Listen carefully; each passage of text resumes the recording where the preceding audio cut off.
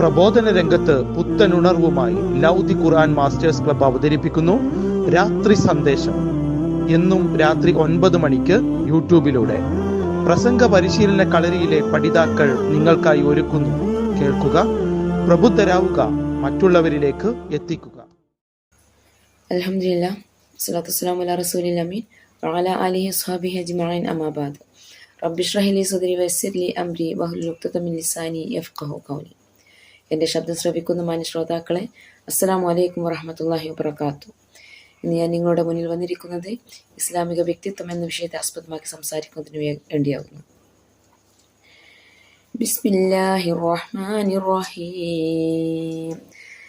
ലഖദ് ഖലഖ്നൽ ഇൻസാന ഫീ അഹ്സനി തഖ്വീം ثم رددناه أسفل سافلين. അല്ലാഹു തആല ഖുർആനിലൂടെ നമ്മെ ഓർമ്മപ്പെടുത്തുന്നത്, മനുഷ്യരെ അള്ളാഹു ഏറ്റവും നല്ല ഘടനയോട് കൂടിയാകുന്നു സൃഷ്ടിച്ചിരിക്കുന്നത്. പിന്നീട് അവരെ അധമനും ആക്കിയിരിക്കുന്നു എന്നുള്ളതാകുന്നു. എന്താണ് ഈ പറഞ്ഞതിൻ്റെ വിവക്ഷ? അതായത് ബുദ്ധിയും വിവേകവും ഉള്ള മനുഷ്യന് അള്ളാഹു നന്മയിലൂടെയും തിന്മയിലൂടെയും നടക്കാൻ സ്വാതന്ത്ര്യം നൽകിയിട്ടുണ്ട്. ആരാണോ നന്മ തെരഞ്ഞെടുത്തത് അവർ വിജയികളായി തീരുകയും ചെയ്യുന്നു. എന്നാൽ ആരാണോ തിന്മ മാർഗം തിരഞ്ഞെടുത്തിരിക്കുന്നത് അവരാകുന്നു അധമരായി തീരുന്നവർ എന്നുള്ളതാകുന്നു.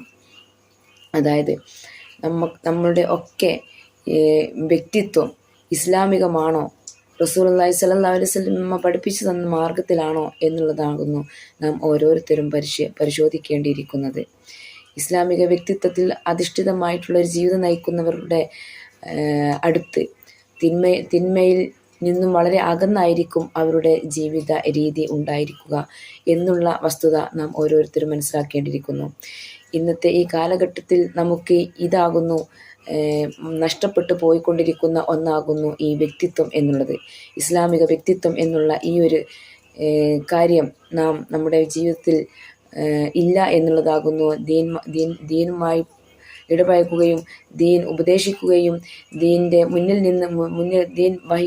ദീൻ്റെ വക്താക്കളാകുകയും ചെയ്യുന്ന ആളുകളിൽ തന്നെ ഇതിൻ്റെ പോരായ്മകൾ നല്ലതുപോലെ ഇന്ന് കാണുന്ന ഒരു കാലഘട്ടത്തിലൂടെയാണ് നമ്മൾ ഓരോരുത്തരും ജീവിച്ചു കൊണ്ടിരിക്കുന്നത്. അതുതന്നെയാകുന്നു നമ്മുടെ മതത്തിന് പറ്റിയ പോരായ്മ എന്നുള്ളതാണ് ഈ കാലഘട്ടത്തിൽ നാം ഓരോരുത്തരും മനസ്സിലാക്കേണ്ടത്. കാരണം വ്യക്തികൾ നന്നായെങ്കിലേ നമ്മൾ നന്നായെങ്കിലേ നമുക്ക് മറ്റുള്ള ഒരാളെ ഉപദേശിക്കാൻ സാധിക്കുകയുള്ളൂ. നമ്മളിൽ എന്താണോ ക്വാളിറ്റി ഉള്ളത് അതാണ് നമുക്ക് മറ്റുള്ളവരിലേക്ക് എത്തിക്കാൻ സാധിക്കുക. അതാണല്ലോ റസൂലുള്ളാഹി സ്വല്ലല്ലാഹു അലൈഹി വസല്ലമ പഠിപ്പിക്കുക മാത്രമല്ല ചെയ്തത്, അത് ജീവിതത്തിലൂടെ